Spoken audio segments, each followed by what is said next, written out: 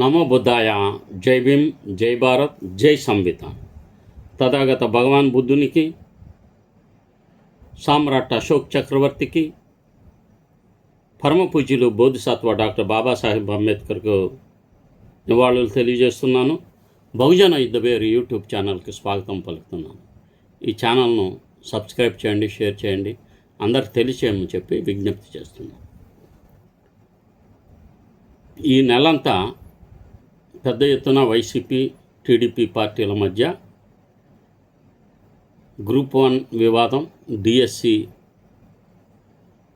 పెద్ద ఎత్తున రెండు పార్టీలు విమర్శించుకున్న సందర్భంలో నేను ఒక ప్రశ్న వేయదలుచుకున్నాను. పరీక్ష పారదర్శకత నుంచి ఎంపిక పారదర్శకత వరకు డిఎస్సిపై అసలు పరీక్ష ఇప్పుడే మొదలైంది. పరీక్ష పారదర్శకత నుంచి ఎంపిక పారదర్శకత వరకు డిఎస్సిపై అసలు పరీక్ష ఇప్పుడే మొదలైంది. గ్రూప్ 1 వివాదం నుంచి మెగా డిఎస్సి వరకు అధికారాలు మారినా నిరుద్యోగుల ప్రశ్నలు ఎందుకు మారడం లేదు? పార్టీలకు కాదు, నిరుద్యోగుల న్యాయానికి ఆంధ్రప్రదేశ్ అసెంబ్లీలో 2026 ఆగస్టు 17న విద్యాశాఖ మంత్రి నారా లోకేష్ మెగా డిఎస్సి 2025పై విస్తృతంగా వివరించడం ఒక ముఖ్యమైన పరిణామం. ప్రతి సంవత్సరం డిఎస్సి నిర్వహిస్తామని, 16,347 ఉపాధ్యాయ పోస్టుల భర్తీని 148 రోజుల్లో పూర్తి చేశామని, టీసీఎస్ ఐఓఎన్ సాంకేతిక వ్యవస్థ ద్వారా పరీక్ష నిర్వహించామని, అభ్యర్థుల ప్రాధాన్యతలకు అనుగుణంగా పరీక్షా కేంద్రాలకు కేటాయించామని, కేంద్రాలను భౌతికంగా తనిఖీ చేశామని, సీసీటీవీలు, ఆధార్ ఆధారిత OTP, automatic eligibility checking, grievance వ్యవస్థ, నార్మలైజేషన్ వంటి విధానాలను అమలు చేశామని మంత్రి వివరించారు. మెగా డిఎస్సికి సంబంధించిన వివాదాలపై వందలాది కేసులు నమోదయ్యాయని కూడా ప్రభుత్వం అసెంబ్లీలో ప్రస్తావించింది. 16,347 పోస్టుల మెగా డిఎస్సి నోటిఫికేషనే ప్రభుత్వం 2025లో ప్రకటించింది. ప్రభుత్వం చెప్పిన ఈ అంశాల్లోని వాస్తవంగా సాంకేతిక పారదర్శకకు సంబంధించిన చర్యలు ఉంటే వాటిని గుర్తించడం ప్రజాస్వామ్య బాధ్యత.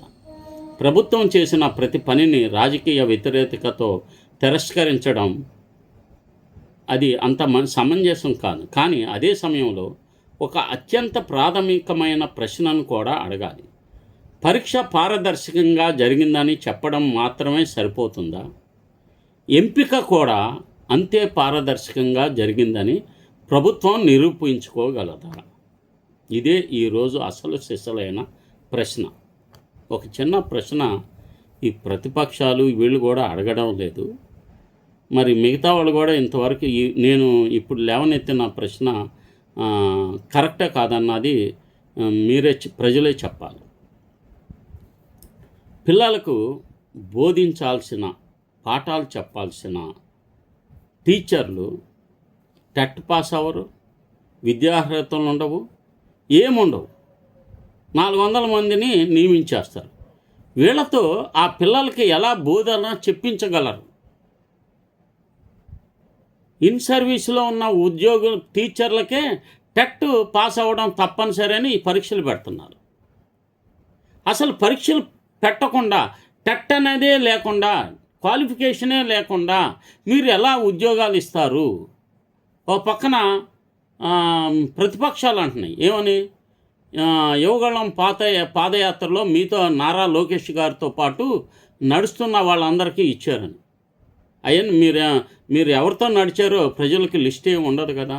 మీ ఫోటోలు, వాళ్ళ అభ్యర్థులు, వాటినన్నిటిని కూడా మీరు అనుసంధానించి ఎవరెవరు మీతో నడిచారో ఈ మీ పాదయాత్రలో వాళ్ళందరి ఫోటోలతో ఒకటి కోఆర్డినేట్ చేసి సెలక్షన్ స్పోర్ట్స్ కోటాలో సెలక్షన్ అయిన వాళ్ళందరూ వీళ్ళేనా అన్నది ఒకసారి పబ్లిష్ చేయండి, సరిపోతుంది.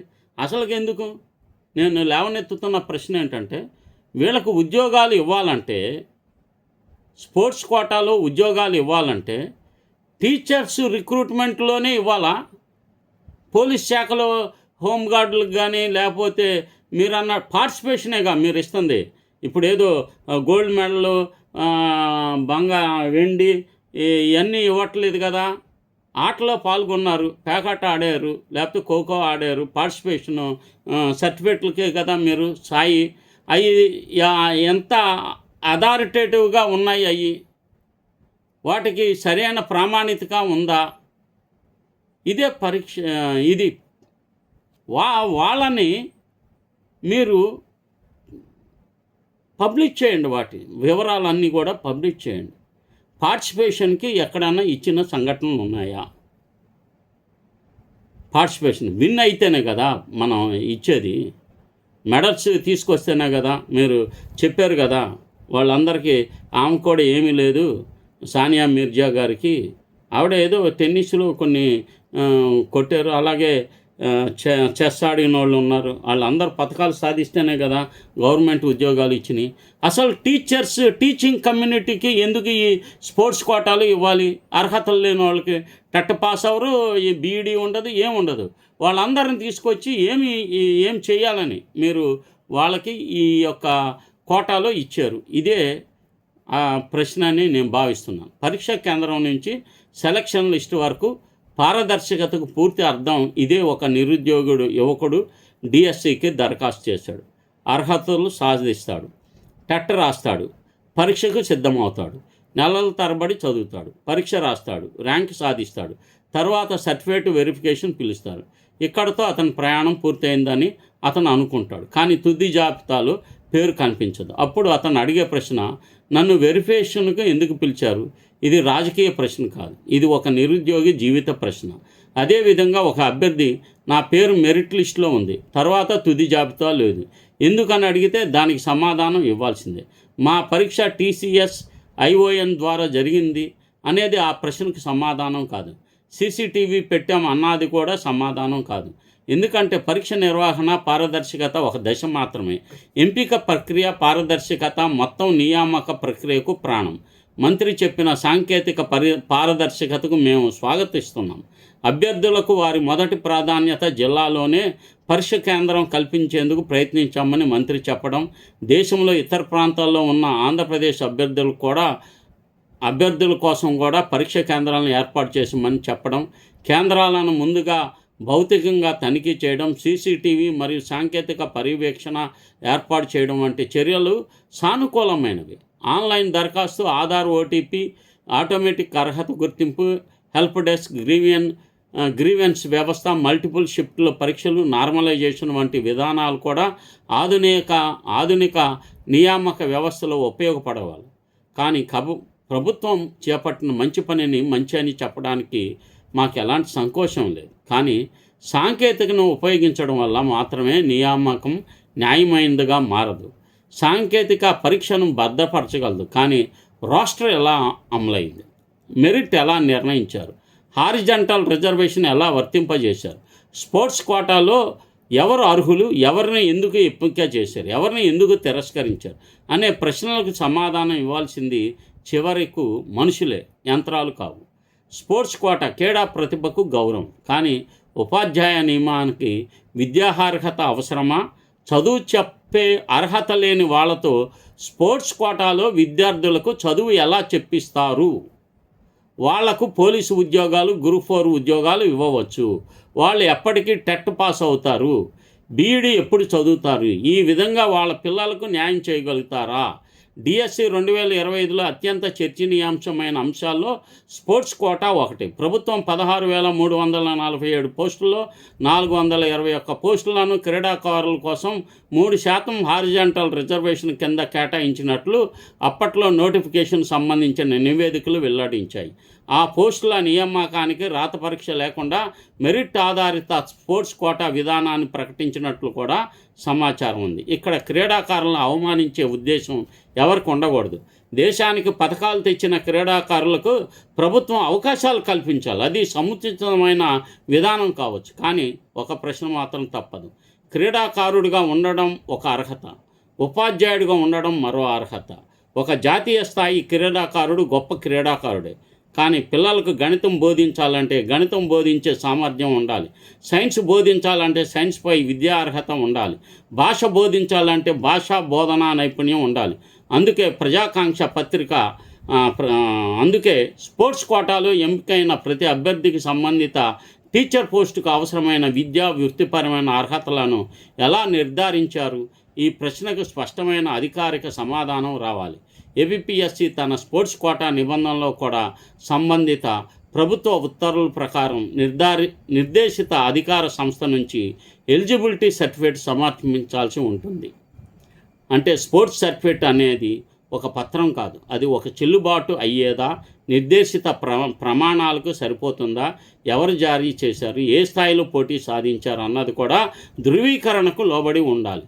పార్టిసిపేషన్ సర్టిఫికేట్కు ఉద్యోగం లేదా మెరిట్ అచీవ్మెంట్కు ఉద్యోగం.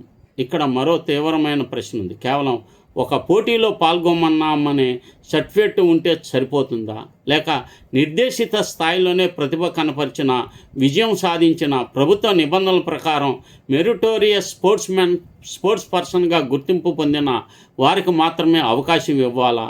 ఇది ప్రభుత్వం స్పష్టంగా నిర్వచించాలి. ఎందుకంటే క్రీడల్లో కూడా పాల్గొనడం ఒకటి, విజయం సాధించడం మరొకటి, జాతీయ స్థాయిలో పథకం సాధించడం మరొకటి.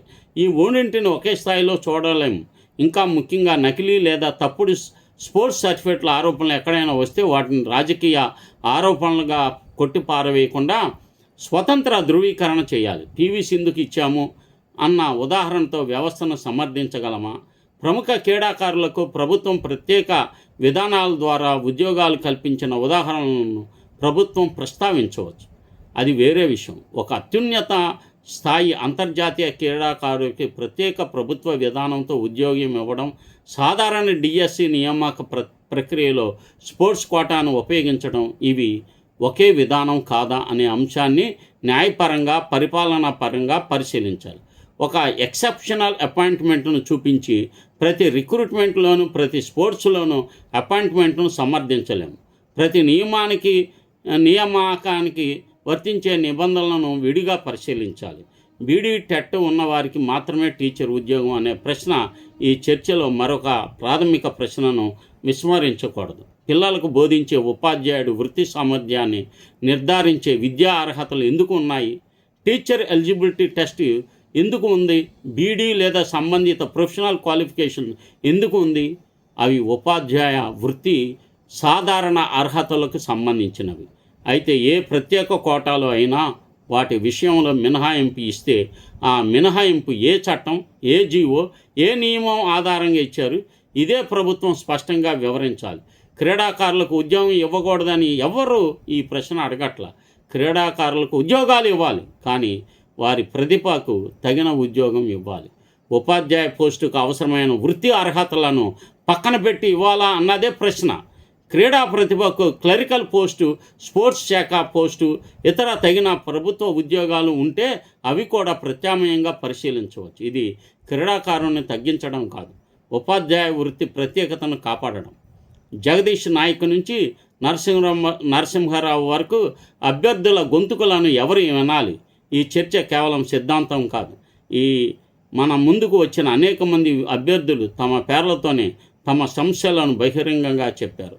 వైఎస్ఆర్ కడప జిల్లాకు చెందిన ఎస్టీ ఉర్దూ మీడియం అభ్యర్థి జగదీష్ నాయక్ తనకు ర్యాంకు, సర్టిఫికేట్ వెరిఫికేషన్ ఉన్నప్పటికీ తుది ఎంపికలో పేరు రాలేదని, రోస్టర్ పాయింట్లో క్యారీ ఫార్వర్డ్ పోస్టుల విషయంలో అన్యాయం జరిగిందని వాదించారు.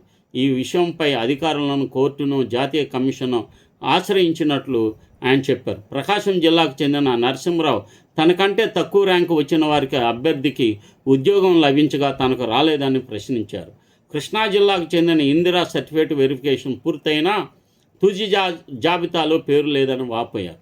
గుంటూరుకి చెందిన నాగలక్ష్మి తన వర్గీకరణ, రిజర్వేషను, వెరిఫికేషన్ ప్రశ్నలు లేవనెత్తారు. కాకినాడ ప్రాంతానికి చెందిన బాబు మెరిట్ మార్కుల కంటే తక్కువ మార్కులు వచ్చిన వారికి ఓపెన్ కేటగిరీలో అవకాశం లభించిందని ఆరోపించారు.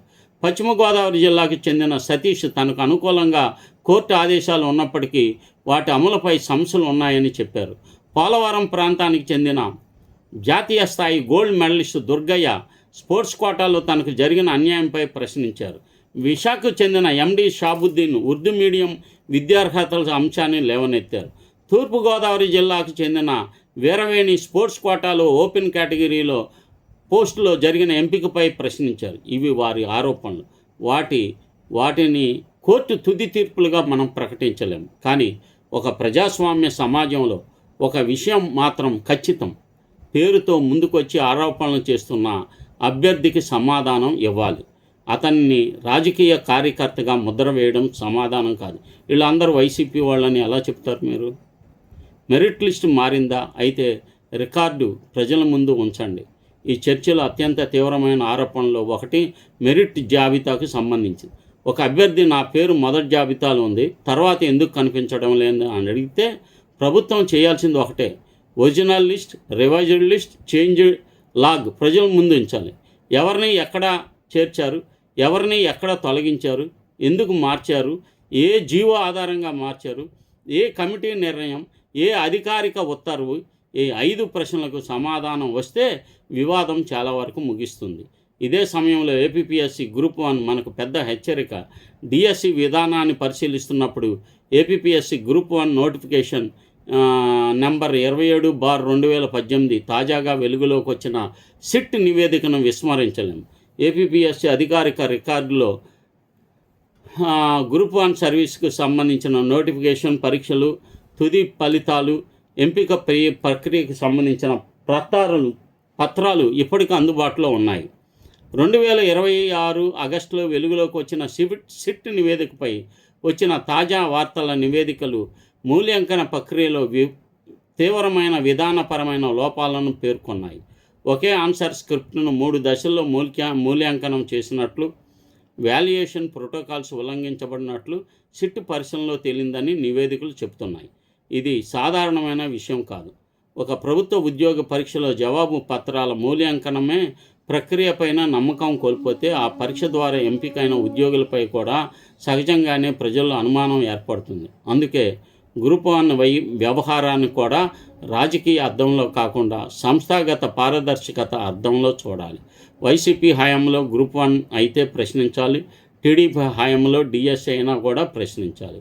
వైసీపీ హయాంలో జరిగిన నియామక ఆరోపణలను ప్రశ్నించడం తప్పు కాదు.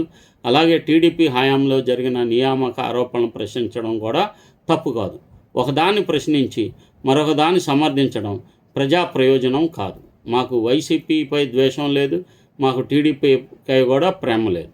మాకు కావాల్సింది నిరుద్యోగికి న్యాయం, మెరిట్కు గౌరవం, రిజర్వేషన్కు రాజ్యాంగ రక్షణ, నియామక వ్యవస్థకు స్వాతంత్రం. అందుకే మా డిమాండు గ్రూప్ 1 డిఎస్సి తదితర నియామక ప్రక్రియలపై వచ్చిన తీవ్రమైన ఆరోపణలను స్వతంత్ర సంస్థతో విచారించాలి. అవసరమైన చోట సిబిఐ దర్యాప్తును కూడా పరిశీలించాలి. ఇది ఎవరి మీదో ముందే నేరం మోపడం కాదు, నిజమేమిటో తేల్చమని కోరడం. సిబిఐ విచారణ ఎందుకు భయపడాలి? ఒక ఆరోపణ నిజం కాకపోతే దర్యాప్తు తర్వాత అది బయటపడుతుంది. ప్రభుత్వం నిజంగా నిర్దోషి అయితే దర్యాప్తు ప్రభుత్వానికే రక్షణగా నిలుస్తుంది. అదేవిధంగా గత ప్రభుత్వంపై ఆరోపణలు ఉంటే కూడా అదే ప్రమాణం వర్తించాలి. ప్రభుత్వం కాబట్టి విచారణ వద్దు అనే మాట ప్రజాస్వామ్యంలో ఉండకూడదు. మా పార్టీ కాదు కాబట్టి విచారణ కావాలి అనే ద్వంద్వ ప్రమాణం కూడా ఉండకూడదు. నిన్న వైసీపీ, నేడు టీడీపీ, రేపు మరొక పార్టీ కానీ ఉద్యోగం మాత్రం అదే. బీసీ, ఎస్సీ, ఎస్టీ, మైనార్టీ యువత ఎందుకు ఎక్కువగా బాధపడుతుందంటే ఉద్యోగ నియామకాల్లో అవకతవకలు జరిగితే దాని ప్రభావం కేవలం ఒక ఉద్యోగిపై ఉండదు. ఒక పేద కుటుంబానికి చెందిన విద్యార్థి ఉద్యోగం కోసం 4 ఏళ్ళు చదువుతాడు, ఇంకో 2 ఏళ్ళు పరీక్షకు ప్రిపేర్ అవుతాడు, కోచింగ్ కోసం అప్పు చేస్తాడు, తల్లిదండ్రులు బంగారం అమ్ముతారు, వ్యవసాయ భూమి తాకట్టు పెడతారు, తర్వాత ఒక పరీక్ష రాస్తాడు, మెరిట్ సాధిస్తాడు, వెరిఫికేషన్కి వెళ్తాడు. చివరికి ఉద్యోగం రాకపోతే అతని చేతిలో కేవలం ఒక నిరుద్యోగి ధృవీకరణ పత్రం మాత్రమే మిగలదు. కుటుంబం పెట్టిన సంవత్సరాల శ్రమ మొత్తం ప్రశ్నార్థం అవుతుంది. అందుకే నియామక అవినీతి ఒక వ్యక్తిగత నేరం మాత్రమే కాదు, అది సామాజిక న్యాయంపై దాడి. రిజర్వేషన్ను నిందించొద్దు, రిక్రూట్మెంట్ వ్యవస్థను ప్రశ్నించాలి. ఈ పరిస్థితిలో కొంతమంది యువత రిజర్వేషన్ వల్లే నాకు ఉద్యోగం రాలేదని భావించడం దురదృష్టకరం. అసలు ప్రశ్న, రిజర్వేషన్ సరిగ్గా అమలైందా? రోస్టర్ పాయింట్లు సరిగ్గా నింపారా? క్యారీ ఫార్వర్డ్ ఖాళీలను నిబంధనల ప్రకారం భర్తీ చేశారా? హారిజాంటల్ రిజర్వేషన్ వర్టికల్ రిజర్వేషన్తో ఎలా కలిపారు? మెరిట్ అభ్యర్థిని ఏ కేటగిరీలో ఉంచారు? ఈ ప్రశ్నలకు సమాధానం లేకుండా రిజర్వేషన్ నిందించడం అంటే అసలు సమస్యను తప్పుదారి పట్టించడం. బాబాసాహెబ్ అంబేద్కర్ ఇచ్చిన రాజ్యాంగ హక్కును ప్రశ్నించే ముందు దాని అమలు చేస్తున్న వ్యవస్థను ప్రశ్నించాలి. ప్రభుత్వం మారుతుంది, నియామక సంస్కృతి ఎందుకు మారదు? ఇదే మన రాష్ట్ర రాజకీయ వ్యవస్థకు అతిపెద్ద పరీక్ష. ఒక ప్రభుత్వం వస్తుంది, మునుపటి ప్రభుత్వం ఉద్యోగాలను నాశనం చేసింది అంటుంది. మరొక ప్రభుత్వం వస్తుంది, మునుపటి ప్రభుత్వం పరీక్షలను నాశనం చేసింది అంటుంది. మూడో ప్రభుత్వం వస్తుంది, మునుపటి 2 ప్రభుత్వాలు తప్పు చేశాయి అంటుంది. కానీ నిరుద్యోగి అడిగేది ఒక్కటే, నా ఉద్యోగం ఎక్కడ? అందుకే రాజకీయ పార్టీల మధ్య ఆరోపణల యుద్ధం కంటే రిక్రూట్మెంట్ రిఫార్మ్ అవసరం. మాకు కావాల్సింది ప్రభుత్వం మార్పు కాదు, నియామక వ్యవస్థ మార్పు. ప్రతి ప్రభుత్వానికి అతీతంగా పనిచేసే స్వతంత్ర నియామక వ్యవస్థ అవసరం. ప్రశ్నపత్రం నుంచి నియామక ఉత్తర్వుల వరకు ప్రతి దశకు ఆడిట్ ట్రైల్ ఉండాలి. మెరిట్ జాబితాలోని మార్పు జరిగితే దాని కారణం డిజిటల్గా నమోదు కావాలి. రోస్టర్ పాయింట్లు ప్రజలకు అందుబాటులో ఉండాలి. స్పోర్ట్స్ కోటా సర్టిఫికేట్లను ఇష్యూయింగ్ అథారిటీతో నేరుగా వెరిఫై చేయాలి. ఫేక్ సర్టిఫికేట్ తేలితే అభ్యర్థి మాత్రమే కాదు, సర్టిఫికేట్ జారీ చేసిన వ్యవస్థపై కూడా చర్య ఉండాలి. వెరిఫికేషన్ పిలిచి ఎంపిక చేయకపోతే కారణాన్ని లిఖితపూర్వకంగా ఇవ్వాలి. ప్రతి అభ్యర్థికి అప్పీల్ మెకానిజం ఉండాలి. కోర్టుకు వెళ్లే ముందు సమర్థవంతమైన ఇండిపెండెంట్ గ్రీవియన్స్ అథారిటీ ఉండాలి. అప్పుడు మాత్రమే డిఎస్సి పారదర్శకంగా జరిగిందనే మాటకు అర్థం ఉంటుంది. అసెంబ్లీ చర్చను రాజకీయ వాగ్వాదం కాకుండా ప్రజా విచారణగా మార్చాలి. మంత్రి లోకేష్ గారు ప్రతిపక్షాన్ని అసెంబ్లీకి వచ్చి చర్చించమని సవాల్ చేశారు. అది స్వాగతించవలసిందే. కానీ ఆ చర్చ మీ ప్రభుత్వం తప్పు చేసింది, మీ ప్రభుత్వం ఇంకా తప్పు చేసింది అనే రాజకీయ వాగ్వాదం మారకూడదు. చర్చ ఇలా ఉండాలి. ఈ అభ్యర్థి ఎందుకు తిరస్కరించబడ్డాడు? ఈ రోస్టర్ పాయింట్ ఎలా నింపబడింది? ఈ స్పోర్ట్స్ సర్టిఫికేట్ ఎలా ధృవీకరించబడింది? ఈ మెరిట్ జాబితా ఎందుకు మార్చబడింది? ఈ 336 కేసుల్లో ప్రధానంగా ఏ అంశాలు ఉన్నాయి? ఎన్ని కేసుల్లో ప్రభుత్వం గెలిచింది? ఎన్ని కేసుల్లో అభ్యర్థులకు ఉపశమనం లభించింది? ఎన్ని ఫిర్యాదులు పరిష్కరించారు? ఎన్ని తిరస్కరించారు? ఎందుకు ఇలాంటి ప్రశ్నలకు సమాధానం వేస్తే అసెంబ్లీ నిజమైన ప్రజాస్వామ్యక వేదిక అవుతుంది. చివరికి ఎవరు గెలవాలి? టీడీపీ గెలవాలి కాదు, వైసీపీ గెలవాలి కూడా కాదు, ప్రతిపక్షం గెలవాలి కాదు, ప్రభుత్వం గెలవాలి కాదు, మెరిట్ గెలవాలి, రాజ్యాంగం గెలవాలి, సామాజిక న్యాయం గెలవాలి, నిరుద్యోగ యువత గెలవాలి. డిఎస్సి 2025పై ప్రభుత్వం ఇచ్చిన వివరణలను పరిగణలోకి తీసుకొని సాంకేతికంగా పరీక్ష నిర్వహణలో తీసుకున్న చర్యలను కూడా గుర్తించాలి. అదే సమయంలో బహిరంగంగా తమ పేర్లతో ముందుకు వచ్చిన అభ్యర్థుల ఆరోపణలు కూడా నిర్లక్ష్యం చేయకూడదు. ఎందుకంటే ప్రజాస్వామ్యంలో ప్రభుత్వ వివరణ ఒకవైపు, బాధితుడి ప్రశ్న మరోవైపు. నిజం మాత్రమే ఆధారాల ద్వారా మాత్రమే బయటపడాలి. ఏపీఎస్సి గ్రూప్ 1పై తాజాగా వెలుగులోకి వచ్చిన సిట్ నివేదికను కూడా మనకు ఒక పెద్ద గుణపాఠం చెప్తుంది. నియామక ప్రక్రియలో చిన్నదిగా కనిపించే విధానపరమైన ఉల్లంఘన కూడా చివరకు వేలాది మంది అభ్యర్థుల జీవితాలను ప్రభావితం చేయగలదు. కనుక ఈ విషయాలన్నీ గమనంలో ఉంచుకొని ఈ యొక్క ఛానల్ను సబ్స్క్రైబ్ చేయండి, షేర్ చేయండి, లైక్ చేయండి, అందరికీ తెలియచేస్తారని చెప్పి నేను భావిస్తున్నాను. ప్రజాస్వామ్యం ఇది. ఈ ప్రశ్నలన్నిటికీ సమాధానం చెప్పడం ప్రజాస్వామ్య ప్రభుత్వ బాధ్యత. నమో బుద్ధాయ. జై భీమ్.